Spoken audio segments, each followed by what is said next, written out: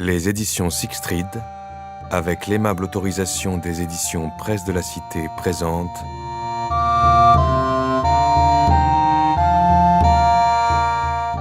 La quête du trésor du temple de Jean Daillon, interprété par Anthony Lozano.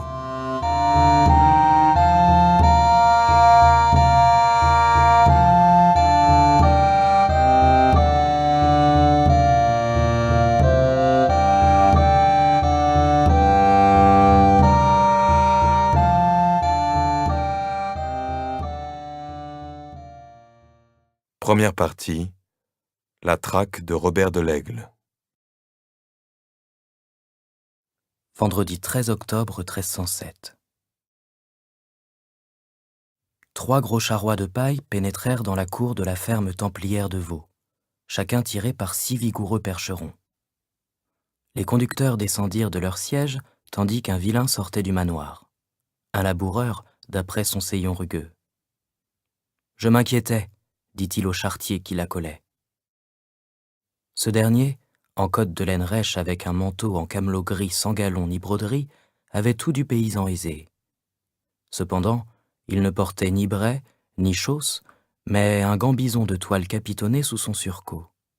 Surtout, un épais baudrier de daim ceignait ses reins avec suspendu là une lourde épée et 3 couteaux.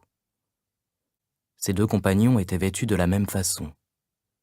Ce manant, c'était Gérard de Villers, commandeur des Templiers de France. Mais ici, dans cette ferme, qui l'aurait reconnu sans la robe et le manteau blanc marqué de la croix écarlate? « Jusqu'au dernier moment, messire de Molay a hésité, » répondit-il d'un ton irrité aux frères qui gardaient le manoir. Durant des semaines, Villers avait demandé au grand maître de l'ordre de mettre à l'abri le trésor et les archives du temple, car si Philippe le Bel s'en prenait à eux, il tenterait de se les approprier. Mais Molay répétait toujours que le roi de France ne pouvait pas agir contre l'ordre, puisque celui-ci n'était justiciable que du pape. Quant aux calomnies qui circulaient au sujet des frères et qui auraient provoqué le courroux royal, n'avait-il pas lui-même, dès le mois d'août, demandé une enquête à Clément V? Cependant, au début d'octobre, Molay avait remarqué avec désarroi l'expression distante et le visage fermé du souverain quand ce dernier l'avait reçu. Le roi prêtait-il foi aux rumeurs absurdes qu'on imputait au pauvre chevalier du Christ? Ce furent finalement des révélations rapportant que Philippe IV rassemblait sans raison chevaliers et hommes d'armes à Paris qui avaient décidé le grand maître. « Nous n'avons pas de temps à perdre. Il faut transporter nos coffres et vider les lieux au plus vite, » dit Villers. « Demain, nous rejoindrons les frères qui nous escortaient depuis Paris et les chevaliers et servants qui nous attendent à l'embouchure de la Seine. 18 navires nous conduiront ensuite en Angleterre. » Le manoir de Vaux, un corps de logis rectangulaire de 2 étages flanqués de tours crénelées, avait été construit 100 ans plus tôt par Philippe Auguste, afin de menacer Gisors aux mains de Richard Cœur de Lion. Mais quand la forteresse était tombée dans l'escarcelle du roi de France, la maison forte avait perdu son intérêt stratégique. Elle avait alors été confiée au seigneur de Boisgeloup, qui possédait déjà le château de Naufle. Aymeric de Boisgeloup, cadet de ce sire, avait rejoint le Temple en 1222. Comme chaque impétrant, il avait offert à l'ordre tout ce qu'il possédait, en l'occurrence pas grand-chose. Mais son frère lui ayant cédé l'apanage du manoir de Vaux, il en avait remis les archives au maître de Normandie.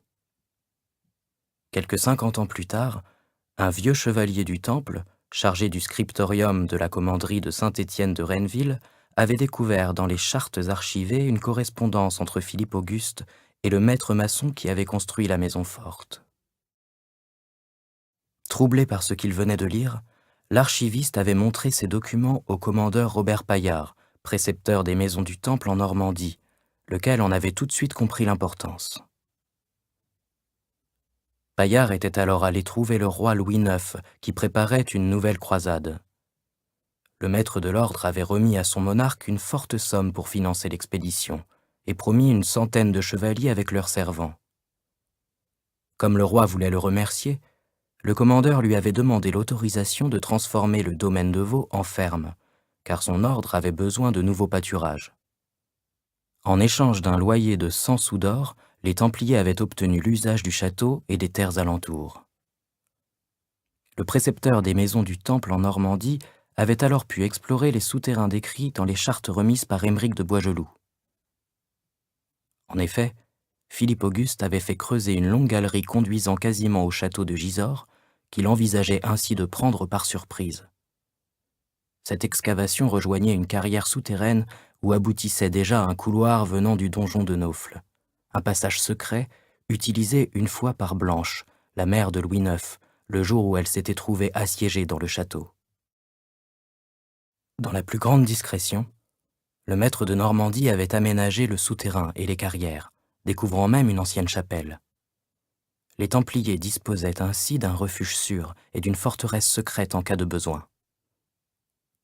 Ces travaux terminés, la maison forte était devenue une simple métairie, dans laquelle les gens du Temple entreposaient moissons et marchandises provenant de Normandie, avant de les transporter à Paris. Philippe le Bel n'avait jamais remis en cause cet usage, sinon en accordant à l'hôtel-dieu de Gisors un droit de foire dans les pâturages du manoir. Si au départ de Paris 50 chevaliers accompagnaient les véhicules emplis de paille, ces Templiers avaient abandonné l'escorte à une demi-lieue du manoir. Ainsi, seuls les convoyeurs savaient où ils conduisaient les chariots. Ces faux charretiers avaient été désignés par Jacques de Molay lui-même. Le premier était donc Gérard de Villers, le précepteur de France. Le second, Hugues de Chalon, avait l'habitude des missions difficiles pour le Temple. En revanche, le troisième, Robert de l'Aigle, n'était pas frère. Il prononcerait ses vœux à son retour à Paris après avoir rapporté au grand maître comment s'était déroulée l'expédition et lui avoir confirmé que le trésor se trouvait à l'abri. Robert avait été choisi pour 2 raisons. Tout d'abord, son arrière-grand-oncle, Guillaume, avait été maître de Normandie. La famille de l'Aigle avait donné nombre de commandeurs et Jacques de Molay était même le parrain du jeune chevalier. Il lui accordait donc une totale confiance.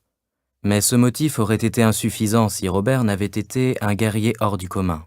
Vigoureux, courageux, altruiste et fidèle, il s'était vaillamment distingué durant la dernière campagne de Flandre.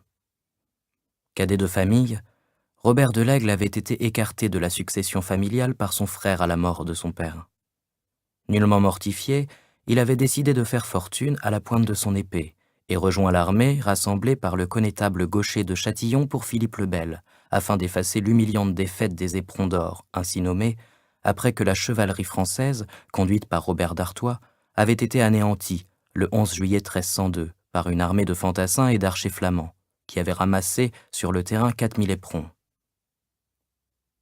À la bataille de Mons-en-Pévèle, le 18 août 1304, il avait été un de ceux qui avaient sauvé le roi en combattant à ses côtés.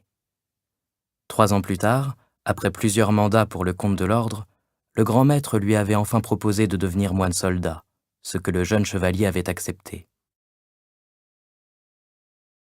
À peine eurent-ils mis pied à terre que les convoyeurs commencèrent à jeter la paille hors des chariots, dévoilant des coffres de fer.